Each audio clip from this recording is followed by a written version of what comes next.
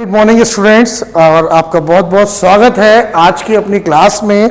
Class 12th students के लिए मैं आज बिजनेस में व्यापारिक संगठन पत्र व्यवहार में एक नया टॉपिक लेकर के आ रहा हूं, जिसका नाम है देशी व्यापार फर्स्ट, व्यापारिक सौदे की गतिविधियां। एक बहुत मजेदार और बहुत इंटरेस्टिंग और बहुत इंपॉर्टेंट चैप्टर है आपके लिए बोर्ड के पेपर के हिसाब से। मैं हमेशा, आपको पता ही है, आपका ख्याल रखता हूं, और आपका ख्याल रखने के लिए ही मैं एक ऐसा टॉपिक लेके आया हूं जिसमें मैं कहता हूं ये बोर्ड की एग्जाम में आपको अक्सर मिल जाता है, ज़रूरी मिलता है। और एक मज़ेदार बात, याद नहीं करना किसी को भी। क्यों? याद करने से चीज़ समझ में नहीं आती। तो मैं आपको आज समझाऊंगा और उसे ध्यान से समझना, फिर आप उसे अपने आप करके दिखाएंगे। ठीक है, तो स्टार्ट करते हैं। देशी व्यापार के अंतर्गत व्यापारिक सौदे की गतिविधि। इसमें पहले ये जानेंगे सौदा तय करते समय की जाने वाली बातें। तो यहाँ पे बात आती है सौदा शब्द। सौदा मीन्स ट्रांजेक्शन्स।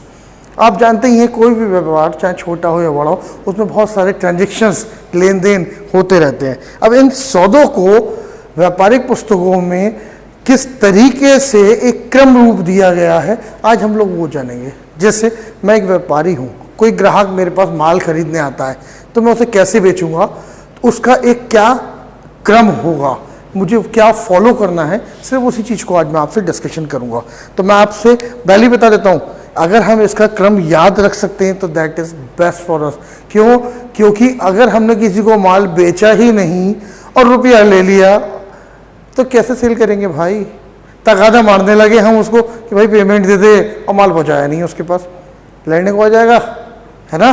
तो इसलिए हम इसको एक क्रम में याद करना है। वो क्रम अगर हम एक स्टोरी के रूप में समझ लें तो बहुत आसानी से कर लेंगे। ठीक है, तो आज स्टार्ट करते हैं सौदा करते समय किए जाने वाले कार्य। तो व्यापार में सौदा करते समय जो कार्य हमें फॉलो करने हैं, उन कार्यों को अगर हम ध्यान देंगे तो पहला कार्य है पूछताछ, यानी इंक्वायरी, है ना। पूछताछ के विषय में जानते हैं। कोई भी व्यक्ति जब आपसे माल खरीदने आएगा तो वो हमेशा आपसे कुछ ना कुछ जानकारी करना चाहेगा। तो ऐसे में जो उसकी जानकारियाँ होती है, लिटिल बिट संबंधित इंपॉर्टेंट चीज़ें माल के संबंध में, वो सभी जानकारियों का निष्कर्ष निकालना, देना लेना, प्लस उस आदमी के विषय में हमें भी कुछ जानकारी निकालनी होती है, वो सब चीज़ों का पता लगाना ही इसके अंतर्गत कार्य में आता है, इंक्वायरीज में। तो लिहाजा इंक्वायरी बहुत स्ट्रॉन्ग पक्ष है, इसी का हमें ध्यान रखना है। दूसरा है निर्ख, यानी कोटेशन। अब सीधी बात है, जब आदमी आपसे माल खरीदने आ रहा है तो आपको उसके रेट भी देने पड़ेंगे माल के संबंध में। तो लिहाजा जब वो आपसे माल खरीदने आ रहा है तो आपको जो रेट देने पड़ेंगे, उसकी जो रेट लिस्टिंग करनी पड़ेगी, वो इतनी नीट एंड क्लीन, एक बहुत बेहतरीन तरीके की बनी हुई होनी चाहिए। हो सके तो उसमें उन प्रोडक्ट के चित्रों का भी वर्णन हो तो बहुत अच्छी लगेगी। तो लिहाजा इसका भी हमारे माल पर, हमारे व्यापार पर, सौदे पर बहुत अच्छा प्रभाव पड़ेगा। इसके बाद आता है आदेश। यदि ग्राहक को हमारा निर्ख समझ में आता है, उसे हमारे रेट्स के साथ सेटिस्फेक्शन होता है और वो हमारे साथ काम करने के लिए तैयार होता है, तो फिर वो हमें देगा उसका आदेश, यानी ऑर्डर। अब जब वो ऑर्डर देगा तो आदेश को प्राप्त करेंगे और उसके अनुरूप हम आगे की कार्यवाहियों को बढ़ाते हैं। आगे बढ़ते समय आदेश प्राप्ति की सूचना, जब उनने हमें आदेश दिया तो हम उसको इन्फॉर्मिंग कर रहे हैं कि हाँ जी, हमें आपके द्वारा दिया गया आदेश प्राप्त हो चुका है और इस पर हमने क्रिया करनी शुरू कर दी है। ठीक, इसके बाद आते हैं माल को उधार देना। अब एक्चुअली क्या होता है, माल नगद और उधार दोनों तरीके से बिकता है भाई। बट नेचुरल नगद बिक रहा है तो ज़्यादा सोचने की जरूरत ही नहीं है। आया ग्राहक और आपने लिया, पैसे लेके पेमेंट कर दिया उनने, तो माल आपने दे दिया, कोई टेंशन नहीं। लेकिन अगर माल उधार बिक रहा है तो ये एक बहुत बड़ी टर्म आ जाती है। यहाँ पर हमें बहुत सारी बातों का विशेष ध्यान रखना है, जैसे जनसंपर्क, उस आदमी का जो है आगे मार्केट में उठना बैठना किस तरीके का है, उसकी देनदारियाँ तो नहीं है, उसकी बैंक के प्रति क्या हिसाब किताब चल रहा है, यानी कि बैंक में उसकी क्या गुडविल है। लिहाजा हमें उसका रेफरेंसेस लेना पड़ेगा, यानी कि हमें उसके पक्ष के लोगों से जानकारी लेकर कि भाई ये आदमी एक्चुअली जेन्युइन है या नहीं, इसको माल हम उधार दें या नहीं, इन सब बातों को देख करके ही तो माल उधार दिया जाएगा। जब हम सेटिस्फाई हो जाते हैं कि that person was very good और इससे हमें कोई खतरा नहीं है, ये कल को माल लेके हमारा भागेगा नहीं, तो फिर हम आगे बढ़ेंगे, अगली प्रोसेस पे पहुंच जाते हैं। क्या? माल एकत्रित करना। अब हम उसके लिए माल को एकत्रित करेंगे, मीन्स हम अपने स्टोर्स में से माल निकालना शुरू करेंगे, क्या क्या सामान उसे चाहिए। इवन अगर कोई चीज़ हमारे पास नहीं है तो हम उसे मार्केट से अरेंज करेंगे, अपने प्रोड्यूसर से कहेंगे माल बना करके दे, अपने कारीगरों से माल मंगाएंगे। तो जो माल एकत्रित करा जाएगा वो सब चीज़ें हमारे पास इकट्ठी हो जाएंगी, और जब माल इकट्ठा हो गया तो हम उसे संवेष्टन कराएंगे व चिन्ह डालेंगे। संवेष्टन मीन्स होता है पैकिंग। हम उस माल को सही रूप से, सही तरीके से कर्टनिंग करेंगे, इस तरह से पैक करेंगे यदि वो बाहर जा रहा है तो कहीं टूट फूट में ख़राब ना हो जाए, कोई रगड़ ना लग जाए, किसी प्रकार की कोई कमी ना आ जाए, अगर पॉलिश का माल है तो पॉलिश ख़राब ना हो जाए। ये सब बातों को हमें ध्यान रखना पड़ेगा, और उस पर अपनी फर्म की कोडिंग्स करने के लिए चिन्ह डाला जाएगा। उसके बाद माल को भेजना। अब हम वो माल उस ग्राहक तक भेजते हैं। भेजने की प्रक्रिया कई हिस्सों में बटी हुई है। कभी कभी हम उसे बाय पोस्ट भी भेजते हैं, डाक के जरिए भी भेजते हैं, रेलवे के द्वारा भी भेजते हैं, रोडवेज के द्वारा भी भेजते हैं, पानी के जहाज से भी भेजते हैं, और एरोप्लेन्स के माध्यम से भी भेजते हैं। कभी कभी हम व्यक्तिगत भी भेजते हैं कि अपने आदमी को लेके कह दिया भाई जाओ माल पहुँचाइए आस पास। तो जिस तरीके से भी, जिस प्रोसेस से भी माल उस आदमी तक भेजना है, उस प्रक्रिया को निभाया जाएगा। माल भेजने की सूचना हमने उस व्यक्ति को माल भेजा, अब भेजते समय हमने उसको फ़ोन कर दिया या क्वेरी लेटर्स के थ्रू हमने उसे इंक्वायर करा दिया कि हाँ जी भाई साहब हमने आपका माल भेज दिया है, ठीक है। तो हमें उसको सूचना भी देनी है। उसके बाद शिकायत संबंधी पत्र उत्तर, हमने माल उसे भेज दिया, उसने माल रिसीव कर लिया। अब उसके बाद हो सकता है उसे माल देखा, क्या पता उसे माल में कोई कमी देखी, कोई चीज़ उसे ऐसी देखी कि पैकिंग में कोई कमी रह गई, हो सकता है उसकी रिक्वायरमेंट के अनुसार माल में कुछ कमी रह जाए, या कोई भी किसी भी प्रकार की उस बंदे की कोई शिकायत है तो उसके पत्र को रिसीव करना और उसका सही रिप्लाई उसको देना। Means consumer satisfaction is one of the point जो हमें इसमें फॉलो करना है कि हमारा जो कंज्यूमर है, जो बंदा हमसे माल खरीद रहा है, हमारा कस्टमर है, वो हमसे सेटिस्फाई हो, इसलिए उसका पत्र का उत्तर भी हमें सेटिस्फैक्टरी देना। देन आफ्टर सब काम निपटने के बाद अपना काम फिर शुरू होता है खाता विवरण भेजना, यानी कि अब हम उसके पास हिसाब खाता विवरण भेजेंगे। हिसाब खाता विवरण के अंतर्गत हम भेजेंगे कि भाई हमने तुम्हें कितना माल भेजा, कितने रुपए का था, उसका डेबिट क्रेडिट नोट बना करके, जैसे कि एक तरीके का बिल बना करके दे देंगे कि साहब देख लो भाई इतना इतना माल है, इतने इतने रुपए का हो गया, इसका पेमेंट इतना बनता है, जल्दी से अब हमारा हिसाब कर दो। तो ये हो गया खाता विवरण। उसके बाद लास्ट में भुगतान प्राप्त करना, जब हिसाब भेज दिया तो अब वो हमारा पेमेंट करेगा। जब वो पेमेंट करेगा तो चाहे वो चेक से करे, कैश करे, अकाउंट ट्रांसफर करे, आरटीजीएस करे, कुछ भी करता है वो, जिस तरीके से भी आपका रुपया देगा आप उसे रिसीव करेंगे। और भुगतान प्राप्त हो जाने के बाद लास्ट में आप उसको उसकी रसीद भी बना करके देंगे, भुगतान प्राप्ति की रसीद।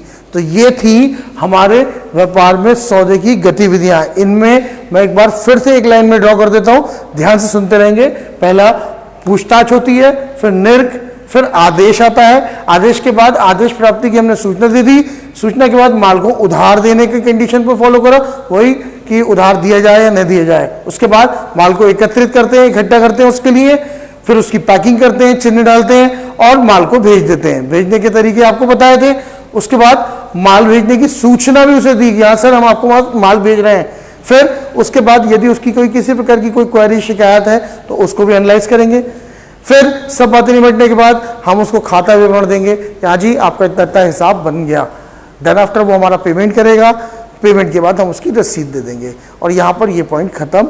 अब मैं देशी व्यापार की दूसरा पॉइंट आपको लूँगा अभी 2 मिनट में।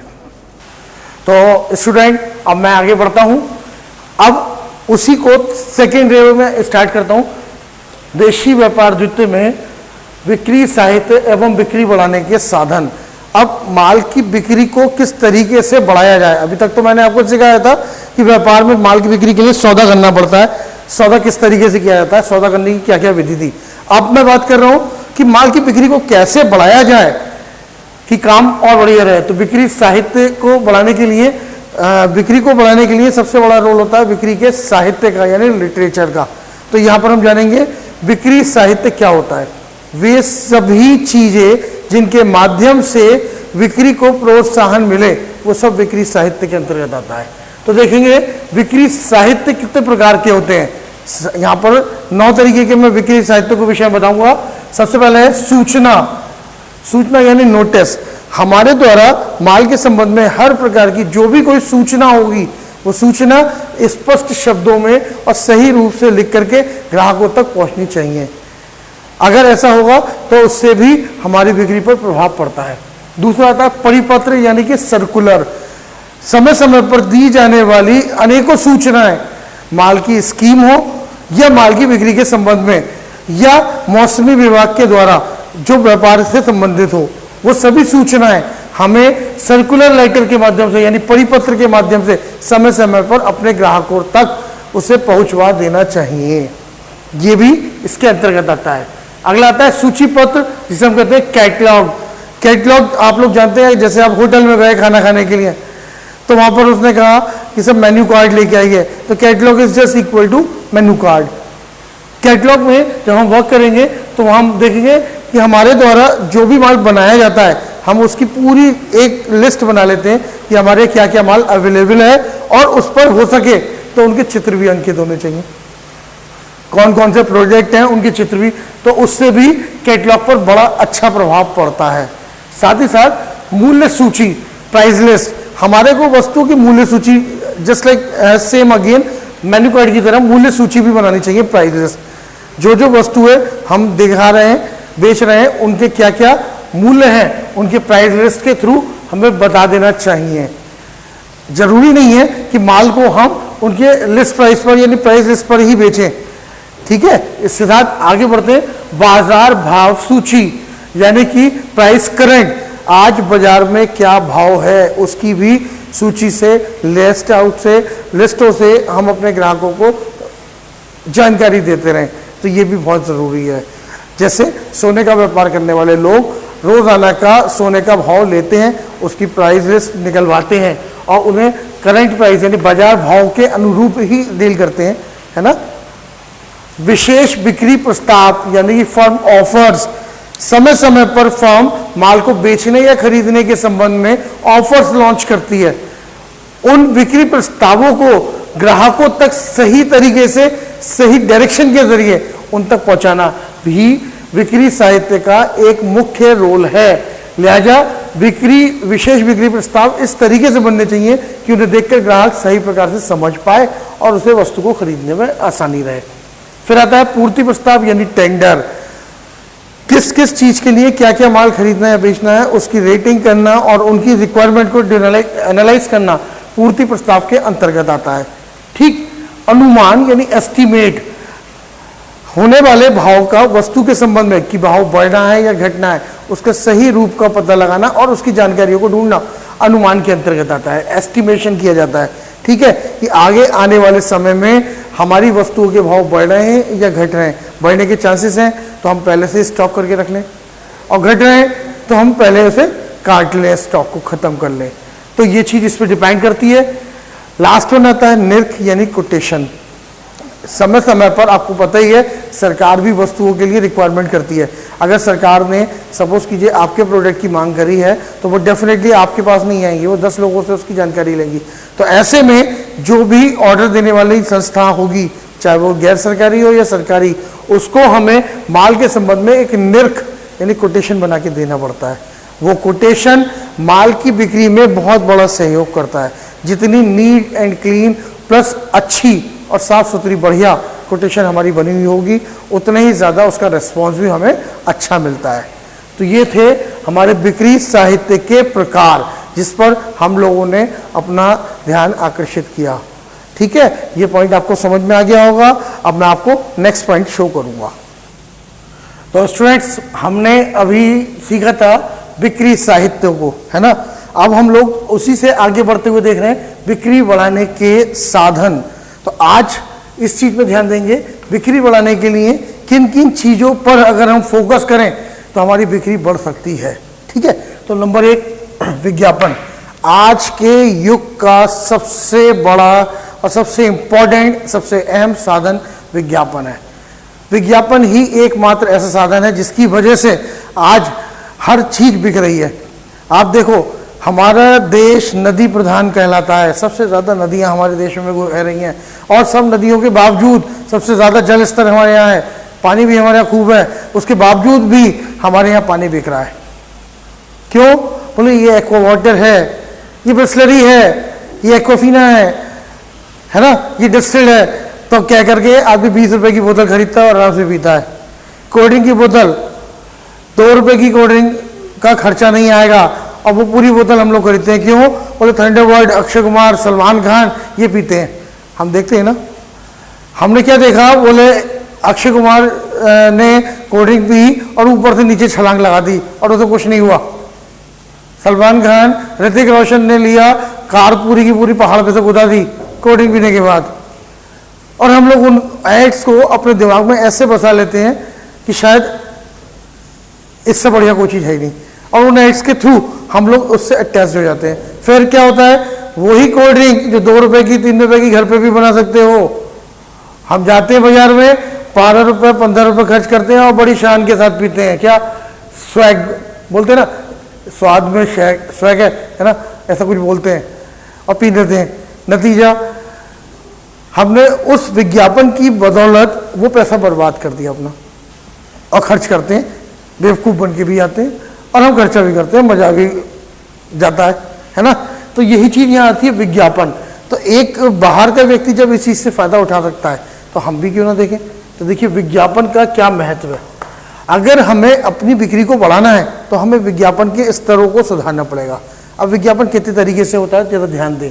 समाचार पत्र के व पत्रिकाओं के माध्यम से, डेफिनेटली घरों में सबके अखबार आते हैं, मैगजीन्स आती रहती हैं, तो उनमें भी विज्ञापन किया जा सकता है, तो उसके माध्यम से भी विज्ञापन वस्तुओं का होता है।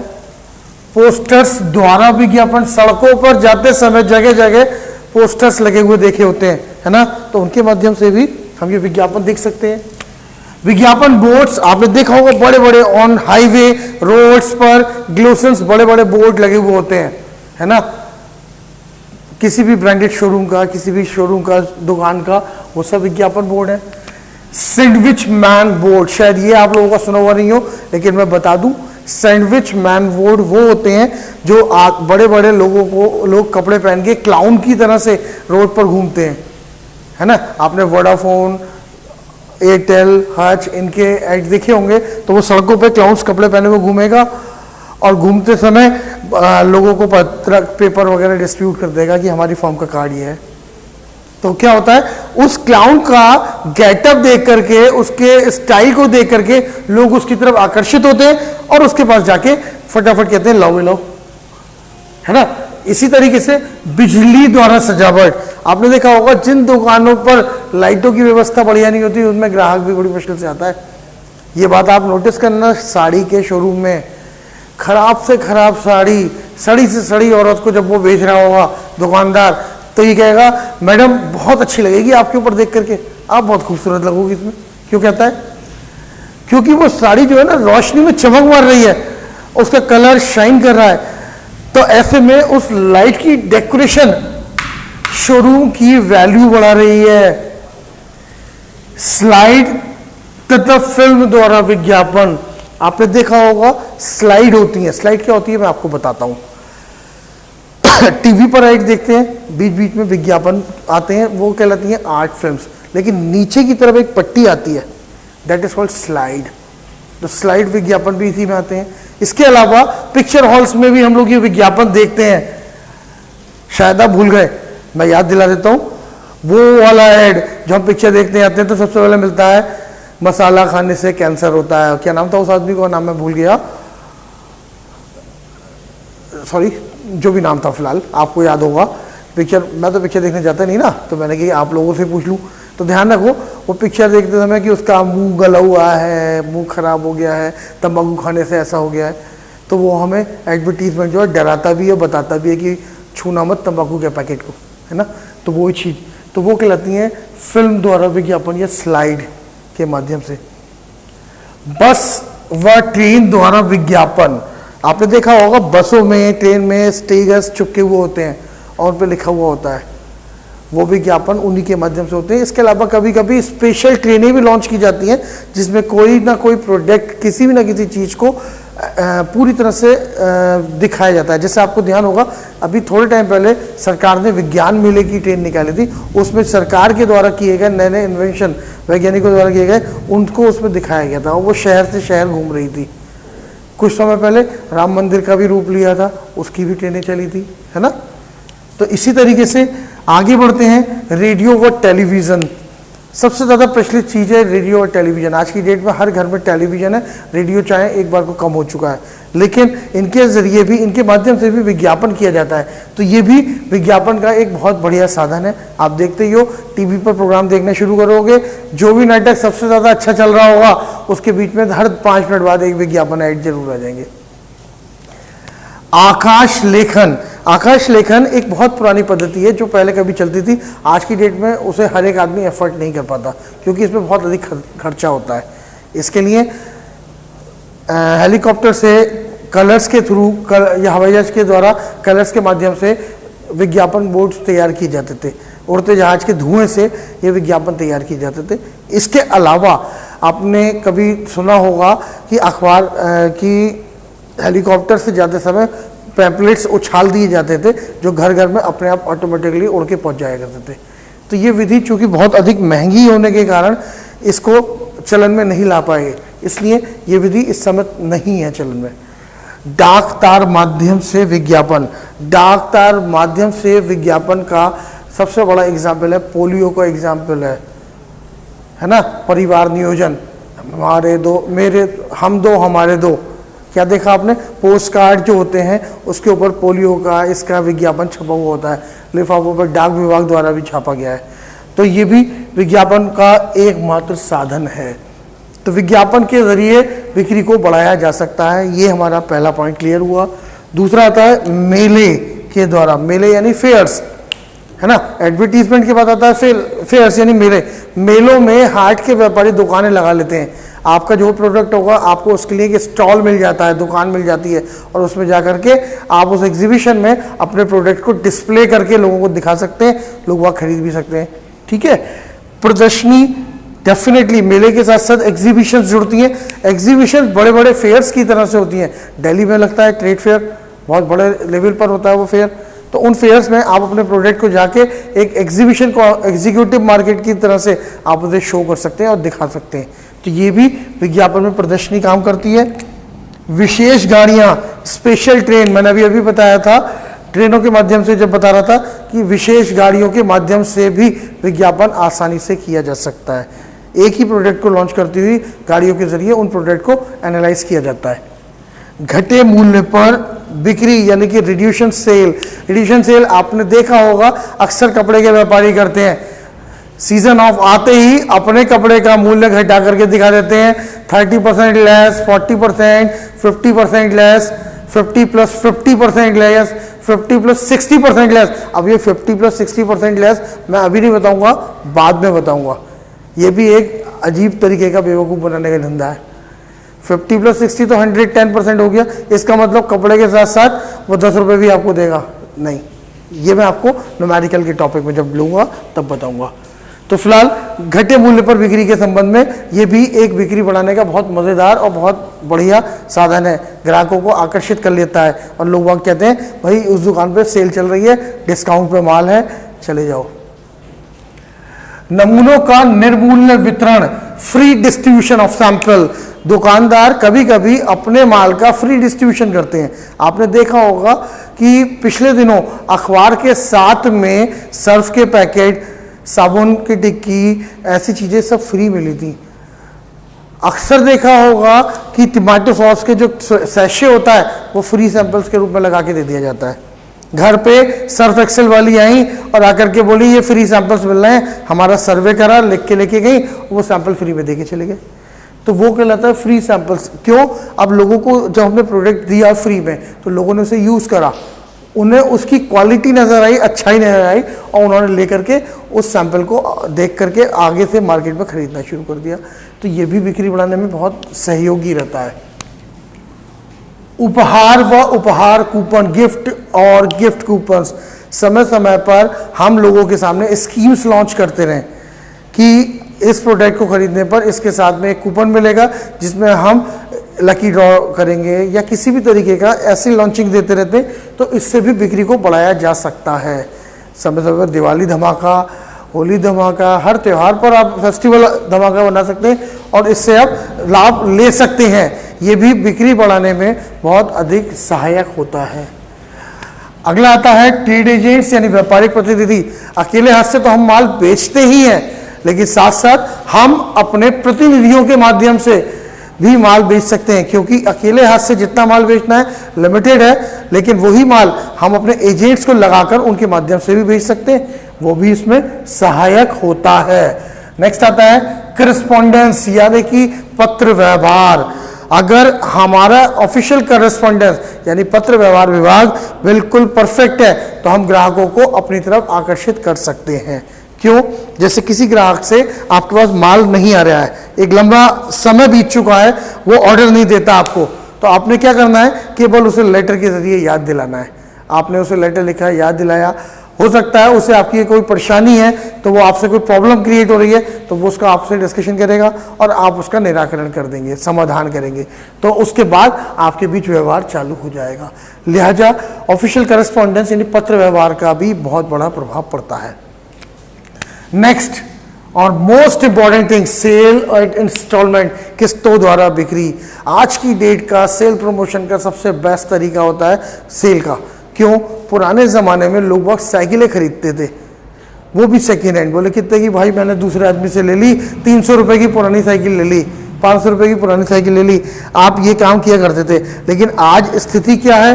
वो साइकिल क्या, आदमी अगर कारों की बात करी जाए तो आज आप घर से निकल के देखो, जितनी बार आप घर से निकलोगे एक ना एक नई मोटरसाइकिल या एक कार नजर आ जाएगी।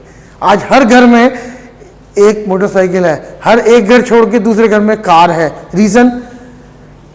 जी हाँ, किस्तों द्वारा बिक्री। मार्केट को देख करके एक बड़े मैनेजमेंट ने ये डिसाइड किया कि यदि हम माल ग्राहकों को किस्तों के माध्यम से बेचते हैं तो लोग हमारे पास ज़्यादा जुड़ेंगे और अधिक से अधिक मात्रा में माल खरीदेंगे। तो that is called sale at instalment. अगला लास्ट आता है बिक्री साहित्य। जी हाँ, चैप्टर का एंड भी गोल हुआ है। बिल्कुल शुरुआत करी थी हमने बिक्री साहित्य से और अंत भी इसी पे कर रहे हैं। क्या? बिक्री साहित्य मीन सेल लिटरेचर। हमारे को जितना भी मैंने आपको सेल लिटरेचर बताया है, अगर वो सेल लिटरेचर हमारा परफेक्ट है, अपने वर्किंग में टर्न चल रहा है बढ़िया, तो उसकी टर्निंग को देखते हुए हम बिक्री साहित्य को भी इसका एक रीज़न जोड़ सकते हैं कि यदि हमें बिक्री को अच्छा करना है तो हमारा official lettering, official literature well and good होना चाहिए। ठीक, तो ये था हमारा बिक्री बढ़ाने के साधन। आशा करता हूँ आप सभी लोगों को विषय समझ में आ गया होगा। आगे के लिए मैं अपनी जो भी PDF होगी मैं आप लोगों को भेजता रहूँगा, लेकिन इसके साथ में मैंने कुछ छोटे छोटे 4 क्वेश्चन आंसर्स इसमें डाले हैं। आंसर्स मैंने नहीं लिखे हैं, आंसर्स आपको खुद बुक से सेलेक्ट करने हैं और अपने आप करना है। दूसरी चीज़, ये मैं हेडिंग ही पोस्ट कर रहा हूँ, आप लोग इनकी थ्योरी को अपने आप जितना मैंने समझाया उसके अनुसार या बुक के माध्यम से बढ़िया करके अच्छा करके कॉपी में लिखिएगा। धन्यवाद।